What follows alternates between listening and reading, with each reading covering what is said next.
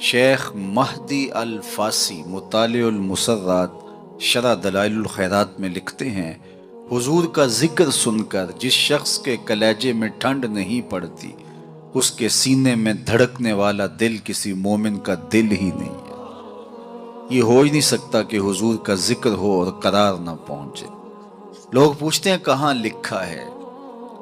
لکھنے والوں کی کمی نہیں ہے اور علماء نے دلائل کے انبار لگا دیے، لیکن میں کہا کرتا ہوں کیا ذکر رسول کے لیے بھی کسی دلیل کی ضرورت ہے؟ کبھی ایسا ہوا ہے پھولوں کا تذکرہ چھڑا ہو اور بلبل کہے کہاں لکھا ہے؟ بات شمع کی ہو رہی ہو اور پروانہ دلیلیں ڈھونڈ رہا ہو، اور یہ بھی ممکن نہیں کہ بات سرکار مدینہ کی ہو رہی ہو اور امتی کو دلیل کی ضرورت ہو۔ محب کے لیے تو اس سے بڑا سرمایہ ہی کوئی نہیں، کوئی اس کے محبوب کا ذکر چھیڑ دے۔ رومی علیہ رحمہ لکھتے ہیں کسی نے مجنو کو دیکھا کہ وہ ریت کے اوپر لیلا لیلا لکھ رہا ہے، رک کے پوچھا یہ کیا کر رہے ہو؟ گفت مشق نام لیلا می کنم، خاطر خود را تسلی می دہم۔ کہنے لگا اپنی محبوبہ کا نام لکھ لکھ کے دکھی دل کو قرار دے رہا ہوں۔ رومی علیہ رحمہ نتیجہ نکالتے ہیں اگر لیلا کا نام مجنو کو تسکین دیتا ہے تو کیا حضور کا نام امتی کو تسکین نہیں دیتا؟ ٹھنڈ پڑ جاتی ہے سینے میں جب کسی کے لبوں پہ حضور کے نام کا چراغاں ہو۔ مطرب سے کہو کہ چھیڑے ذرا اس جان تمنا کا قصہ، مطرب سے کہو کہ چھیڑے ذرا اس جان تمنا کا قصہ، فرقت کے بھیانک لمحوں میں کچھ دل کو سہارا ہو جائے۔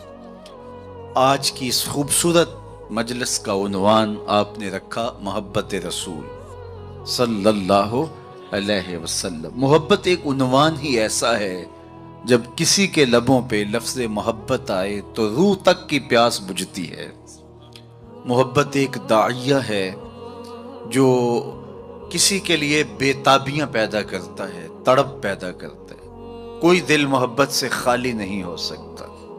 جب سینے میں دل ہے تو پھر کوئی دل بر بھی ہوگا، پھر کسی کا انتظار بھی ہوگا، رت جگے بھی ہوں گے، پھر آہیں بھی ہوں گی، سسکیاں بھی ہوں گی، پھر ملنے کی طلب بھی جاگے گی، پھر تگ و تاس بھی ہوگی، جد و جہد بھی ہوگی، وصل اور ہجر کے لمحے بھی ہوں گے۔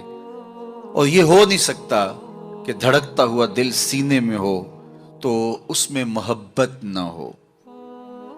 غالب نے کہا تھا کہ غم اگرچہ جاں گسل ہے، پہ کیا بچیں کہ دل ہے، غم عشق اگر نہ ہوتا غم روزگار ہوتا۔ یہ تو ہو ہی نہیں سکتا کہ دل ہو اور کوئی دل بر نہ ہو۔ تو جب سینے میں دھڑکتا ہوا دل رکھا ہے تو پھر کسی کی تانگ تو ہوگی، پھر انتظار تو ہوگا، پھر کسی کے ملنے کی آس تو ہوگی، پھر رت جگے تو ہوں گے۔ اور اس دل کا یہی زیور ہے، یہی دل کا حسن ہے، یہ بے تابیاں ہی اس دل کا جمال ہے۔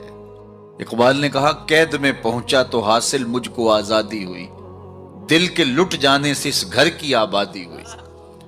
ہر شے لٹتی ہے تو برباد ہوتی ہے، یہ لٹتا ہے تو آباد ہوتا ہے۔ برگ گرتی ہے تو یہ نخل ہرا ہوتا ہے۔ ایک عجیب کائنات ہے، ہر شے ٹوٹ جائے تو بے وزن ہو جاتی ہے، بے قیمت ہو جاتی ہے۔ یہ شیشہ آپ گنا کتنا قیمتی ہے، لیکن اگر اس کو توڑ دیا جائے، چور چور ہو جائے تو اس کی کوئی قیمت نہیں رہے گی۔ لیکن جتنا زیادہ دل ٹوٹے گا اتنی ہی قیمت بڑھ جائے گی۔ تو بچا بچا کے نہ رکھ اسے، تیرا آئینہ ہے وہ آئینہ، کہ شکستہ ہو تو عزیز تر ہے نگاہ آئینہ ساز میں۔ یہ جتنا زیادہ ٹوٹ جائے اتنی قیمت اس کی بڑھ جاتی ہے۔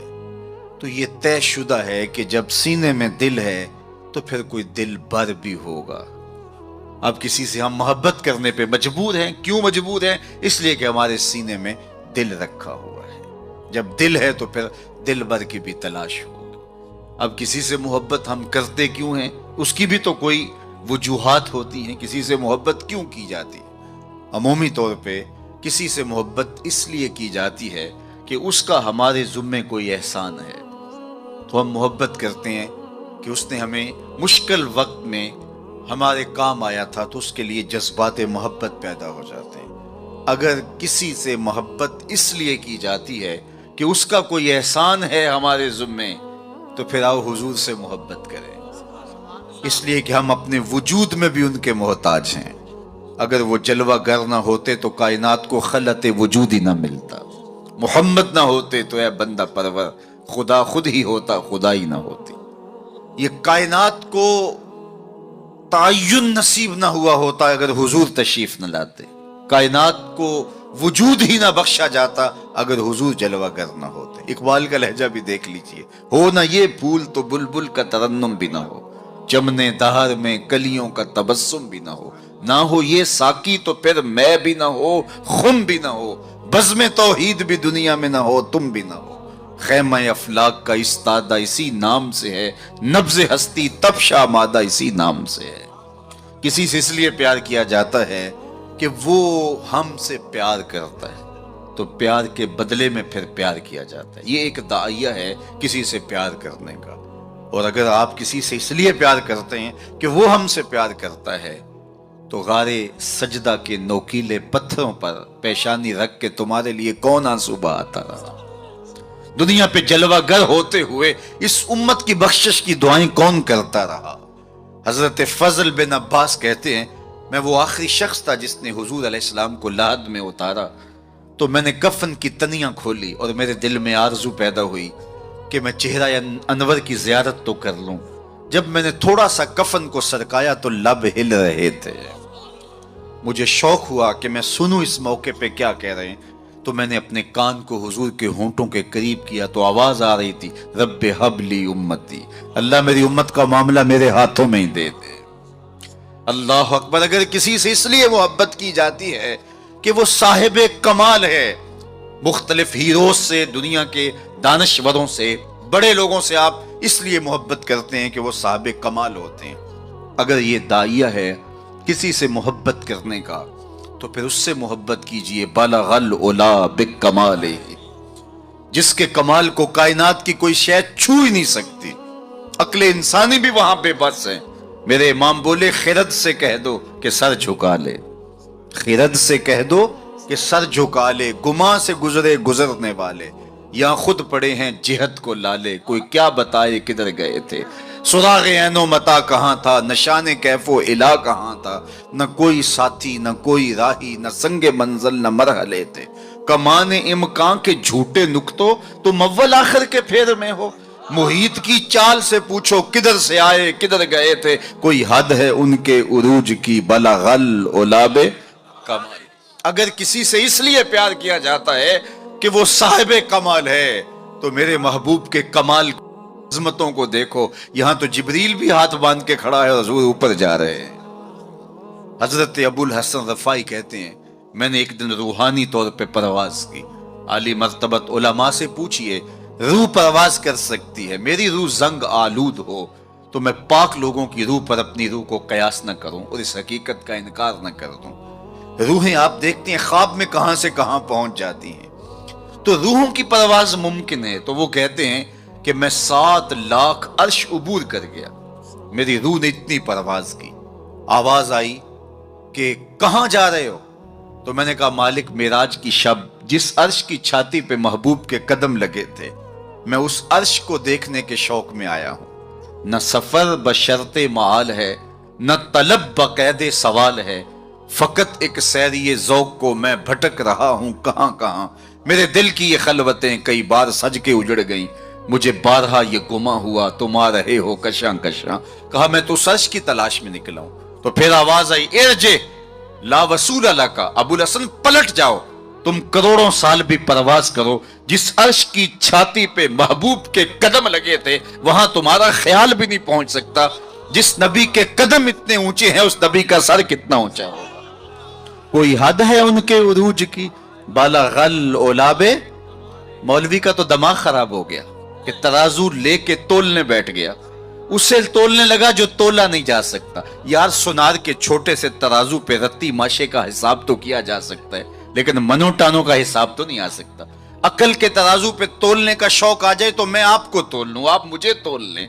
اور جو نبیوں کا بھی امام ہو، ڈٹھے ورق قرآن دے پھول سارے، تیری شان جیا نہیں کوئی اور ڈٹھا، تیری شان دا کرے مقابلہ جڑا انہوں عاشقاں اصلی چور ڈٹھا، کوئی نور آکھے کوئی بشر آکھے پیندا رات دینے ایہو شور ڈٹھا اللہ والیاں گل مکا دیتی تساں ہور ڈٹھا اساں ہور ڈٹھا تم نے حلیمہ کی بکریوں کے پیچھے پیچھے دیکھا ہے سدرہ پر جبریل سے آگے آگے نہیں دیکھا اور اقبال بولا تو نے یوسف کو کنویں میں دیکھا تو کیا دیکھا ارے ناداں جو مطلق تھا مقید کر دیا تو نے تو ابھی تک کنویں میں ڈھونڈ رہا ہے وہ مصر کے تخت کا مالک بھی بنا ہوا ہے تو کہا اگر کسی سے اس لیے پیار کیا جائے کہ وہ صاحب کمال ہے تو میرے رسول کے کمال جیسا کمال کس کو نصیب ہوا اچھا کسی سے اس لیے بھی پیار کیا جاتا ہے کہ کل مشکل میں کام آئے گا لوگ تعلق رکھتے ہیں ایسے لوگوں کے ساتھ جو اوکھے ویلے کام آ سکتے ہوں ان سے رشتے قائم کرتے ہیں ان سے دوستیاں رکھتے ہیں ان کو تحائف دیتے ہیں یار زندگی میں کبھی بھیڑ بن جائے تو کام آ جائے گا سیاسی لوگوں سے افسران بالا سے لوگ تعلق قائم رکھتے ہیں کہ اوکھے ویلے کام آئے گا کسی سے اس لیے پیار کیا جائے کہ وہ اوکھے ویلے کام آئے گا مجھے بتاؤ نزع سے اوکھا ویلا بھی کوئی ہو سکتا ہے مجھے بتاؤ حشر سے اوکھا ویلا بھی کوئی ہو سکتا ہے اگر کسی سے اس لیے پیار کیا جائے تو پھر حضور سے پیار کرنا چاہیے اس لیے کہ اوکھے ویلے وہ کام آئیں گے جب کوئی کسی کو نہیں پوچھ رہا ہوگا فرمائیں گے شفاعتی لأہل القبائر من امتی بڑے بڑے آجو میرے دامن میں لپٹ جاؤ اعلی حضرت بولے پیش حق مجدہ شفاعت کا سناتے جائیں گے آپ روتے جائیں گے ہم کو ہنساتے جائیں گے وسعتیں دی ہے خدا نے دامن محبوب کو جرم کھلتے جائیں گے اور وہ چھپاتے جائیں گے اچھا کسی سے پیار اس لیے بھی کیا جاتا ہے کہ وہ سونا بڑا ہے عمومی طور پہ دنیا پہ سب سے بڑا داعیہ محبت کا یہی ہے کوئی کسی سے اس لیے پیار کرتا ہے کہ وہ صاحب جمال ہے کسی کو کسی کے لب پیارے لگے کسی کو کسی کی زلف دراز اچھی لگی قدِ رانا پہ جان وار دینے کے لیے کوئی تیار ہوا کسی کی آنکھوں میں ڈوب جانے کو جی چاہتا ہے کسی سے کوئی پیار اس لیے کرتا ہے کہ وہ سونا بہت ہے چلو یہی داعیہ مان لیتے ہیں تو پھر زمانے میں لاؤ نہ اس حسین جیسا کشفت دجا بجمالہ مکھ چند بدر شاہ شانی ہے متھے چمک دی لاٹ نورانی ہے کالی زلف تیاک مستانی ہے مخمور رکھی ہیں مد بھریاں سیدنا ابو ہریرہ بولے کل قمر لیلۃ البدر لما را قبلہ ولا بعدہ مثلہ کیا پوچھتے ہو 14ویں رات کا چمکتا ہوا چاند تھے میرے حضور پھر کہا نہیں نہیں نہیں حضور جیسا نہ پہلے دیکھا نہ بعد میں دیکھا حسان بن ثابت پاس ہی کھڑے تھے بولے کیسے دیکھتے کسی ماں نے جنم دیا ہوتا تو دیکھتے خدا نے وہ سچا ہی پن چھڑیا جدے وچ محمد نو ٹالیا حسینہ جمیلہ دا منہ موڑ دیتا محمد بنا کے قلم توڑ دیتا 2000 میں خاکے 2006 میں خاکے تراشے گئے تو میں نے گلی گلی جا کے کہا تھا صاحب خاکے تو خاکیوں کے ہوتے ہیں جو پیکرے نور ہو اس کے خاکے کون تراشے گا خاکے تو بڑی دور کی بات ہے اس کا تو ثانی بھی نہیں سایہ بھی نہیں تھا ثانی تو دور کی بات ہے سایہ بھی نہیں تھا مثل او در عالم امکان متصور نیست ان کی مثل بزم عالم میں ممکن ہی نہیں ہے رخ مصطفیٰ ہے وہ آئینہ کہ اب اس سا دوسرا آئینہ نہ کسی کی بزم خیال میں نہ دکان آئینہ ساز چاند کی طرف منہ کر کے تھوکنے سے تھوکنے والے کا اپنا منہ میلا ہوگا چاند کی کرنیں کبھی بھی میلی نہیں ہو سکتی ہرا کا چاند کل بھی روشن تھا مدینے کا چاند آج بھی روشن ہے اور رہے گا یوں ہی ان کا چرچا رہے گا پڑے خاک ہو جائیں جل جانے والے کسی سے اگر اس لیے پیار کیا جاتا ہے کہ وہ سونا بڑا ہے تو پھر آؤ اس محبوب کے حسن کو دیکھو سیدنا جابر بن سامورہ رضی اللہ تعالیٰ عنہ فرماتے ہیں چاندنی رات تھی اور حضور لال دھاری دھار یمنی چادر اوڑے استراحت فرما رہے تھے میں کبھی چاند کو دیکھوں کبھی حضور کے چہرے کو دیکھوں فائزہ ہو احسن عندی من القمر پھر میں نے فیصلہ کیا چاند نہیں میرے حضور ہی سونے ہیں اللہ اکبر کیسا جمال دیا کیسا حسن دیا دیکھنے والے کہا کرتے ہیں اللہ اللہ یاد آتا ہے خدا دیکھ کے صورت تیری امام زرقانی نے اتنا خوبصورت واقعہ لکھا حضور کے جمال کا کہ روحوں تک جو ہے وہ قرار پہنچتا ہے فرماتے ہیں کہ ایک دن حضور سیر کرنے کے لیے باہر تشریف لے گئے ایک قافلے نے وہاں پڑاؤ کیا ہوا تھا اور ان کے اونٹ چل رہے تھے تو حضور کو ایک سرخ رنگ کا اونٹ پسند آ گیا علماء سے پوچھئے کہ عرب میں سرخ رنگ کے اونٹ کی اہمیت کیا ہے جس طرح آپ کے ہاں اچھے ماڈلز کی گاڑیاں ہوتی ہیں اور آپ کہتے ہیں کہ نہیں فلاں گاڑی تو فلاں گاڑی ہے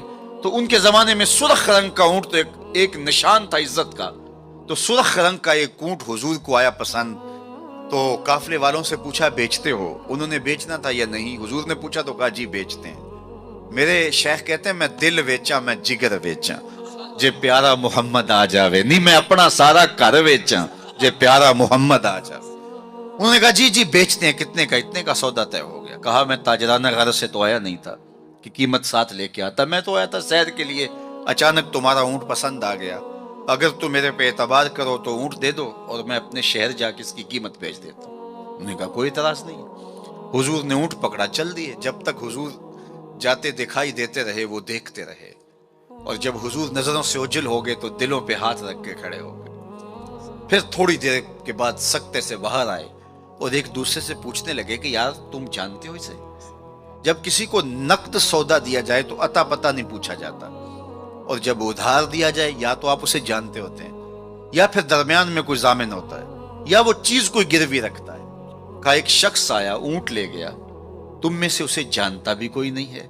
یار کسی نے پتہ پوچھ لیا ہوتا. اس نے شے گروی کوئی نہیں رکھی, کوئی ضامن بھی نہیں دیا. ایک بولا یار جب وہ باتیں کرتا تھا منہ سے پھول جھڑتے تھے.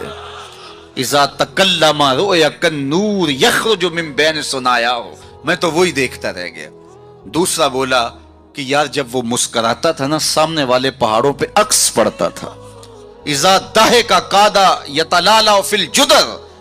تیسرا بولا یار میں تو اس کی زلفوں کے پیچ و خم ہی دیکھتا رہا. چوتھا بولا میں تو اس کی آنکھوں کے ساغر میں ڈوب گیا. کیا خوب سجن دیاں اکھیاں نے, کیا خوب سجن دیاں اکھیاں نے جویں پر کے سرائیاں رکھیاں نے. تو اجے میرا یار نے ڈٹھا جنوں ویکھ کے چن شرم آوے. ادھی راتی دن چڑھ جاوے جیو رخ تو نقاب اٹھاوے. تے جے او نکلے سیر کرن نو سارا گلشن سیس نواوے اتے دھرتی لف لف جاوے. جے ہاتھ پھلاں وچ رکھدا ہاتھ پھلاں تو ود جاوے. نین نشیلے مست رسیلے وچ سونا کجل سہاوے. اکھ اگڑے تے انج پیا جاپے جویں میں خانہ کھل جاوے. توبہ توبہ حسن سجن دا چال نہ چلی جاوے. بجلی ڈردی لشک نہ مارے متا بے ادبی ہو جاوے. تے جے او کھولے پیچ زلف دے اتے راہی راہ پل جاوے. توبہ توبہ حسن سجن دا چال نہ چلی جاوے. علم خدا نے اینا دتا عقلاں وچ نہ آوے. عقل خدا نے اینی دتی علماں وچ نہ آوے. کی یہ جاز نظر وچ او دی جو آوے وک جاوے. خلق او دے نے مولئی دنیا کوئی ورلائی جان بچاوے. آزم ایڈا سونا ماہی سانو کدرے نظر نہ آوے. انہوں نے کہا جو بھی ہوا وہ اپنے حسن کا جادو جگا کے تمہارا قیمتی اونٹ ہتھیا کے لے گیا. امام زرقانی لکھتے ہیں جب انہوں نے کہا نا ہتھیا کے لے گیا تو اب تک خاموش بیٹھی قافلے کے سردار کی بیوی نے خیمے کا پردہ سرکایا اور ان سے مخاطب ہو کے کہا آنا زامنۃ لسامان جمالکم لا یقدر بکم. خبردار اس کے خلاف کوئی بات کی تو اگر وہ قیمت نہ دینے آیا تو مجھ سے لے لینا, میں ضامنہ ہوں. انہوں نے کہا اچھا تو اسے جانتی ہے؟ کہا واللہ میں بھی نہیں جانتی. تو کہا پھر ضامن کیسے ہے؟ کہا جب تم سودا کر رہے تھے خیمے کی اوٹ سے میں نے اس کا چہرہ دیکھا تھا, اور اتنے سونے چہرے والا کبھی جھوٹ بول ہی نہیں سکتا ہے. تھوڑے لمحے گزرے تھے کہ حضور کے غلام آ گئے. قافلے والے کون ہیں جن سے ہمارے آقا نے اونٹ خریدا؟ کہا کہ ہم حاضر ہیں. کہا یہ کھجوریں تمہاری ضیافت کے لیے بیچی اور یہ رہی آپ کی قیمت. انہوں نے کہا قیمت بعد میں لیں گے, ہمیں تو لگتا ہے خود بک گئے ہیں, ہمیں اس پیارے کا ڈیرا بتاؤ. کہا وہ کھجوروں کے جھنڈ دکھائی دیتے ہیں وہی پیارے کا ڈیرا ہے. اس وفد کا نام تھا وفد طارق. امام زرقانی لکھتے ہیں سارا قبیلہ اٹھا اور جا کے حضور کے قدموں میں بیٹھ گیا. تیری تک کے ادامہ میں مرید ہو. اگر کسی سے اس لیے پیار کیا جاتا ہے کہ وہ سونا بڑا ہے تو پھر حضور سے پیار کرے. اللہ اکبر. جہاں حسن بھی پانی بھرتا ہے اور عشق بھی غلامی کرتا ہے. اللہ اکبر. اچھا جب ہم کسی سے پیار کرتے ہیں, کسی سے محبت کرتے ہیں, کسی سے ہم الفت کا ربط قائم کر لیتے ہیں تو پھر اس کے بعد اس محبت کے تقاضے بھی ہوتے ہیں. بندہ جس سے پیار کرتا ہے کثرت کے ساتھ اس کا ذکر کرتا ہے, یہ محبت کی علامت. باتوں باتوں میں چھیڑ دیتا ہے کیونکہ محبت متقاضی ہے اس بات کی کہ ذکر حبیب کا تکرار ہو. رومی کہتے ہیں کسی نے مجنو کو دیکھا کہ ریت پر لیلا لیلا لکھ رہے, ابھی میں نے آپ کے سامنے دیکھا.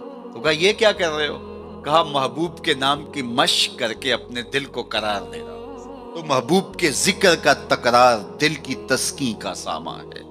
اللہ اکبر۔ تو بندہ جس سے محبت کرتا ہے اس کا کثرت کے ساتھ ذکر کرتا ہے۔ یہ محفل میلاد یہ محبت کے اظہار کا سلیقہ ہے، یہ حضور کے ذکر کرنے کا بہانہ ہے۔ بندہ جس سے محبت کرتا ہے، محبت کی دوسری علامت یہ ہے کہ محبوب کا نہ عیب دیکھ سکتا ہے نہ عیب سن سکتا ہے۔ یہ علامت ہے محبت۔ عیب ہو بھی تو اسے نظر نہیں آتا، اور جس میں ہو ہی نہ، خلقت مبرأ من کل عیب، محب کو تو محبوب نظر بھی نہیں آتا، اگر ہو واقعتا نفس الامر میں موجود بھی ہو، لیکن محب محبوب کا عیب نہیں دیکھ سکتا۔ حبو کا شایا یومی و یسم۔ رومی علیہ الرحمن اس پر ایک خوبصورت مثال دی کہ حاکم وقت نے لیلا کو دربار میں طلب کر لیا۔ گفت لیلا را خلیفہ کان توئی، کس تو مجنو شد پریشان و غوی، از دیگر خوباں تو افزو نیستی، گفت خامش چوں تو مجنو نیستی۔ لیلا کو بلایا، تیرے حسن کا شہرہ ہے، تو نے ایک شہزادے کے حواس باختہ کر دیے۔ نام تو کیس تھا نا، لیکن دنیا نام ہی نہیں جانتی، نام بھی مٹ گیا۔ تیری محفل میں آ کے بدنام ہوئے، نگاہ زمانہ میں بے نام ہوئے۔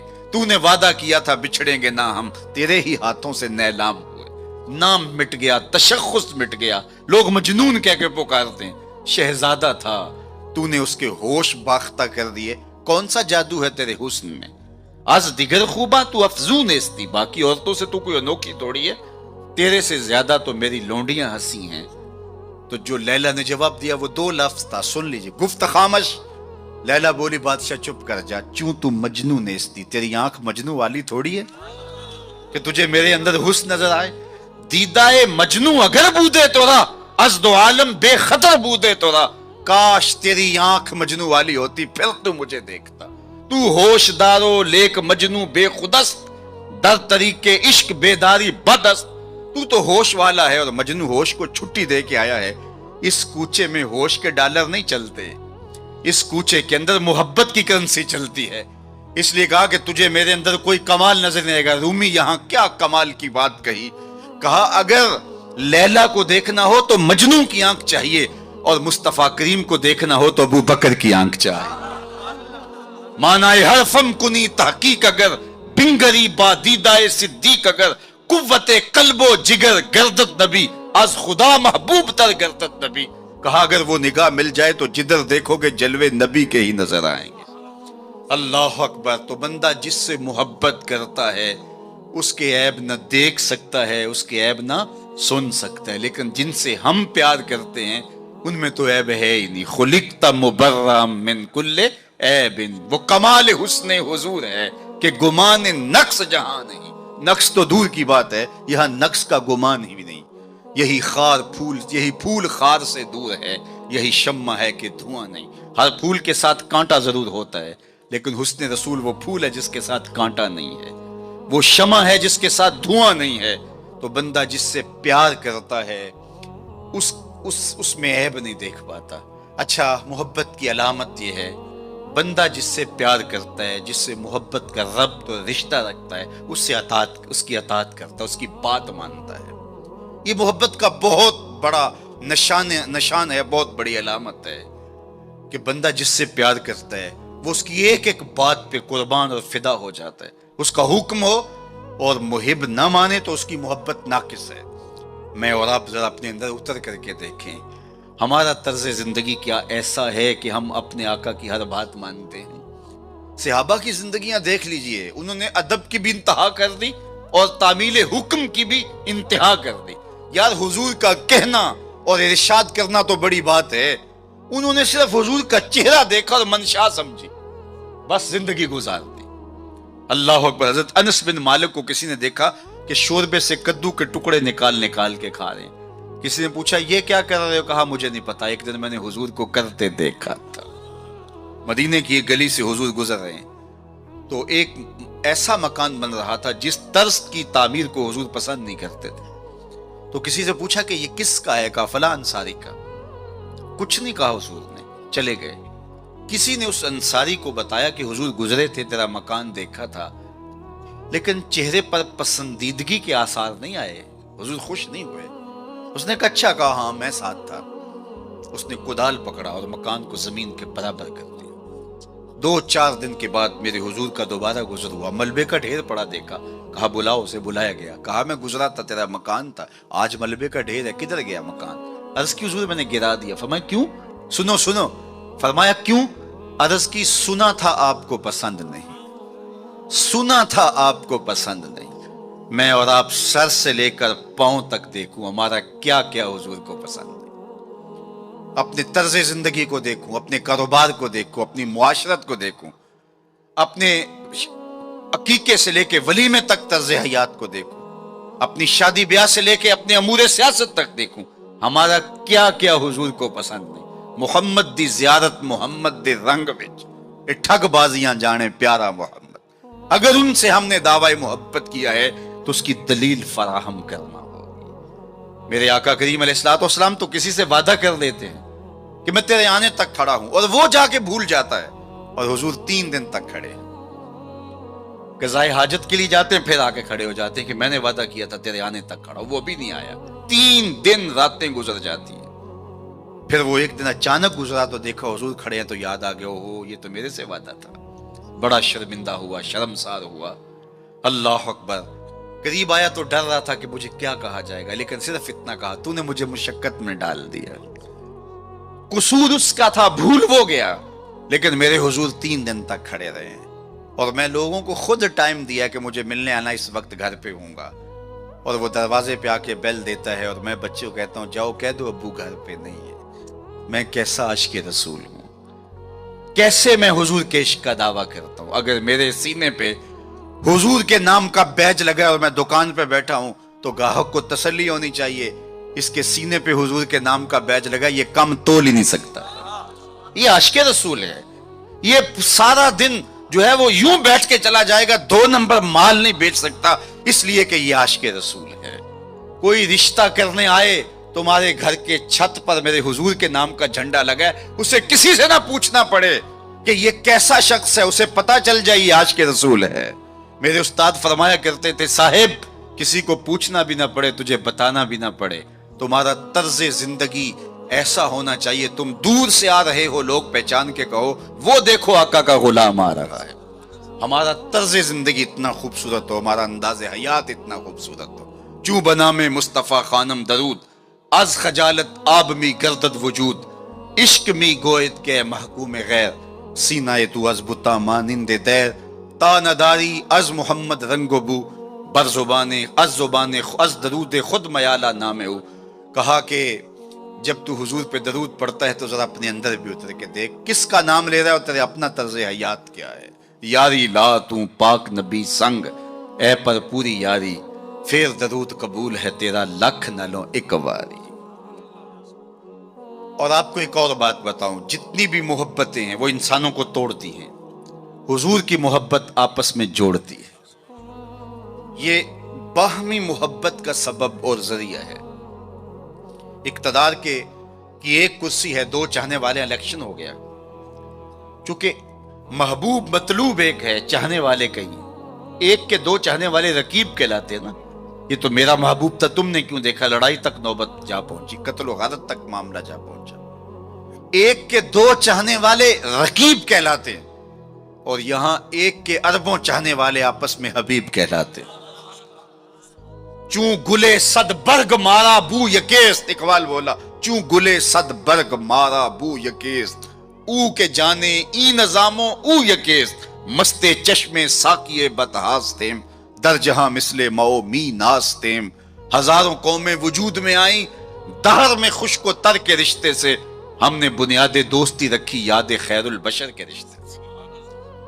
تو اس لیے آئیے ہم حضور کے نام پہ جڑے۔ یہ امت 73-72 فرقوں میں کیوں بٹ گئی؟ یہ میرے رسول کا دیا ہوا دین تو نہیں تھا۔ ہم ایک دوسرے کے گریبان نوچنے لگے، پھر ہر فرقے کے اندر لابیاں، اور پھر ہر لابی کے اندر کئی جماعتیں اور گروہ بندیاں۔ حضور نے تو ہمیں وحدت کا درس دیا تھا، حضور نے ہمیں محبت کا سبق پڑھایا تھا۔ میں آج بھی پوری دنیا پہ یہ کہتا ہوں، آؤ محبت رسول پہ آ جاؤ۔ محبت رسول پہ آ جاؤ گے تو فرقے خود بخود دم توڑتے چلے جائیں۔ یہ ہماری محبت ناقص ہے کہ ہم آپس میں الجھ رہے ہیں۔ اگر محبت کامل ہو تو پھر ایک ایسی برادری بنتی ہے جس میں صہیب روم سے آتے ہیں، سلمان فارس سے آتے ہیں، بلال حبشے سے آتے ہیں، صدیق اکبر مکے سے ہیں، سعد مدینے سے ہیں، لیکن آپس میں اخوت پیدا ہوتی ہے۔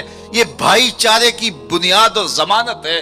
تو چوں گلے صد برگ مارا بو یکیس، او کے جانے ای نظامو او یکیس۔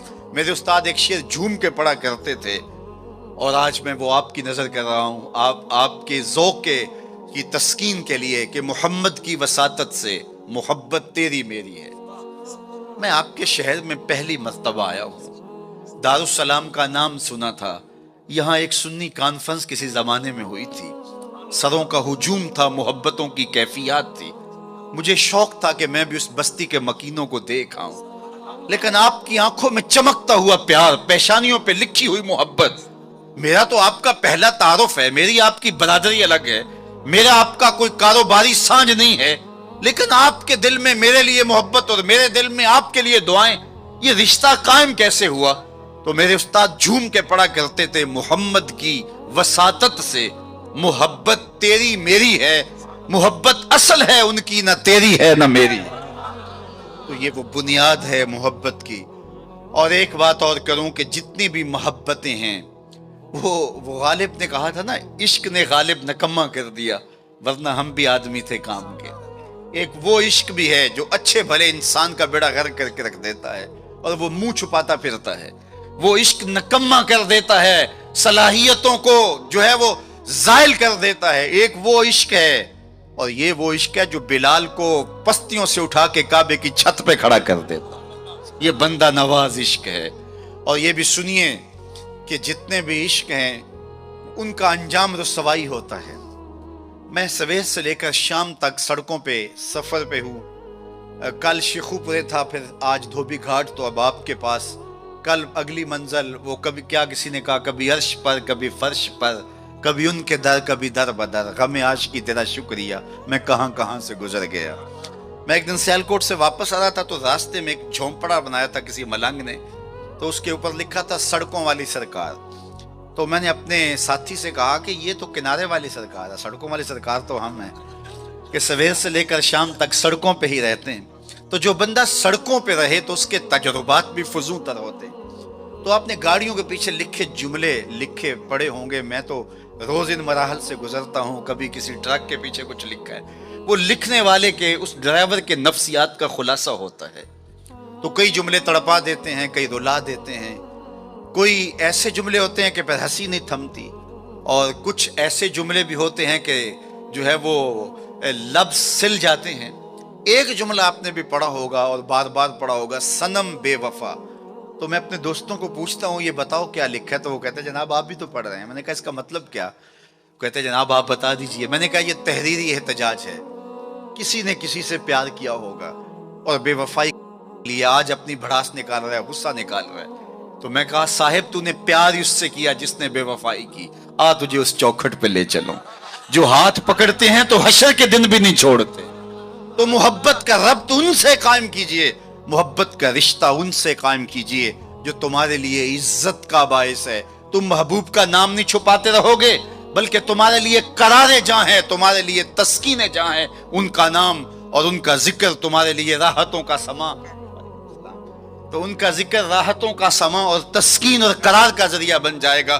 تو یہ وہ نام ہے جو عزت نواز۔ میں تو یہ کہتا ہوں کہ یہ محبت ہمارے لیے عزت کا سبب ہے۔ اعلیٰ حضرت نے کیا خوب کہا، جس کا حسن اللہ کو بھی بھا گیا، جس کا حسن اللہ کو بھی بھا گیا، ایسے پیارے سے محبت کیجئے۔ ایسا تو نہیں کہ محبوب کا نام چھپاتے پھریں، بلکہ یہ وہ محبت ہے، وہ بندہ نواز محبت ہے کہ جو ہمارے لیے باعث فخر و مباحات ہے، ہمارے لیے باعث عزت ہے۔ اعظم چشتی نے تو قلم توڑ دیا، اپنا معیار زمانے سے جدا رکھتے ہیں، ہم تو محبوب بھی محبوب خدا رکھتے ہیں۔ وہ گلیوں میں آوارہ پھرنے والا کوئی شخص محبوب تھوڑا ہے کہ شرمندگی ہو؟ ہمارا محبوب تو وہ ہے کہ جو عرش کی راہوں کا سیاح ہے نا۔ تو یہ ناز ہے، یہ فخر ہے ہمارے لیے۔ تو پھر جس سے محبت کی جاتی ہے اس کی محبت کا ایک تقاضا، میری بات اپنے اختتام کو پہنچے، کہ بندہ جس سے محبت کرتا ہے اس کی فکر کو اختیار کرتا ہے اور اس کو اپنی روح میں اتارتا ہے۔ اور پھر اس کا مبلغ بن جاتا ہے، اس فکر کے ابلاغ کے لیے اپنی صلاحیتوں کو صرف کر دیتا ہے۔ تو میں اور آپ اگر آقا و مولا سے محبت کرتے ہیں، حضور سے الفت کا ربط و رشتہ رکھتے ہیں، تو ان کا لایا ہوا نظام حیات ہماری روحوں میں اترنا چاہیے، ہمارے طرز زندگی اس بات کی گواہی دیں کہ ہم حضور کے غلام ہیں، اور پھر اس خوشبو کو اطراف عالم اور اکناف جہاں کے اندر ہم پھیلا کر کے جو ہے وہ اس منصب کو ادا کرنے کی کوشش کریں، اور ہماری زندگی اس کی گواہی دے۔ صحابہ نے اپنی زندگیاں اس مقصد کی خاطر لگائیں اور شب و روز ایک کر کے رکھ دیا۔ آج اصحاب رسول کی قبریں پوری دنیا کے اوپر ہمیں ملتی ہیں۔ یار مدینہ المنورہ کو دیکھنے کے لیے لوگ تڑپتے ہیں، تو یہ شہر مدینہ چھوڑ کے چلے کیوں گئے؟ اور اس ٹھنڈی چھاؤں کو چھوڑ کے کوئی کہاں جا کے دفن ہوا، کسی نے کہاں چاند وار دی؟ تو اصل بات یہ ہے کہ محبوب کا مشن عزیز ہوتا ہے، محبوب کی فکر عزیز ہوتی ہے۔ وہ کسی نے کہا تھا نا، میں مر کے بھی زندہ ہوں اہل وفا کی محفل میں، میری محفل میں آ میرا مزار نہ پوچھ۔ تو جب ان کے ہوئے ہو تو پھر اپنی زندگی، اور وہ لوگ جنہوں نے حضور کا نام لیا، اس تابی کی کہانی کوئی نہیں بھول سکتا جس کا ذکر اقبال نے کیا، کہ وہ گھوڑے کی ننگی پیٹھ پہ بیٹھ کے اللہ کے دین کا پیغام لے کے آگے بڑھا، اور چلتے چلتے دلدل آ گئی تو اس نے گھوڑے کی باگیں کھینچ لی اور کہا، مالک میرے جذبے تو جواں تھے، تیری زمین ہی ختم ہو گئی۔ اس پہ اقبال نے کہا تھا، دی اذانیں کبھی یورپ کے کلیساؤں میں، کبھی افریقہ کے تپتے ہوئے صحراؤں میں، دشت تو دشت دریا بھی نہ چھوڑے ہم نے، بحر ظلمات میں دوڑا دیے گھوڑے ہم نے۔